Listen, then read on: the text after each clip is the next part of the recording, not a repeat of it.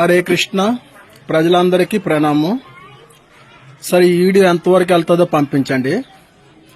ఎందుకంటే ఇచ్చాపురం నాది గ్రామము, ఇచ్చాపురం మండలము. ఇప్పుడు నా కరెంటు బిల్లు ఇంతకుముందు ఏ ప్రభుత్వంలో సరే 150, 200, మా అయితే 300 బిల్లు వచ్చేది. అనాడిది ఇప్పుడు ఈ ప్రభుత్వంలోన నాకు 700, 1000 రూపాయల బిల్లు వచ్చున్నది. ఏసీలు ఉన్నాడు కనుక లేదు ఆ బిల్లు, సరేనా? కాకపోతే ఈ ప్రభుత్వం ఎవడమ్మ మొగుడు సొమ్ము దోసుకుని తినేస్తుంది. ఈ కూటమి ప్రభుత్వము ఈడిచ్చిన పథకాలు ఏ లేవు. సూపర్ సిక్స్ అన్నాడు కొడుకు. మా ఇంటికి ఇంతవరకు ఒక గ్యాస్ సిలిండర్ రాదు. గ్యాస్ సిలిండర్ కోసం నేను గ్యాస్ కంపెనీకి, బ్యాంకుకి, నేను ఒక సచివాలయంకి ఒక 20 సార్లు తిరుగుతాను.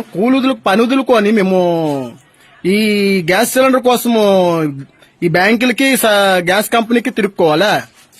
లేకపోతే ఈ ప్రభుత్వం ఇంటింటికాడికి వచ్చి కూటమి ప్రభుత్వము మాకు అలా సూపర్ సిక్స్ ఇస్తామని అన్నారు.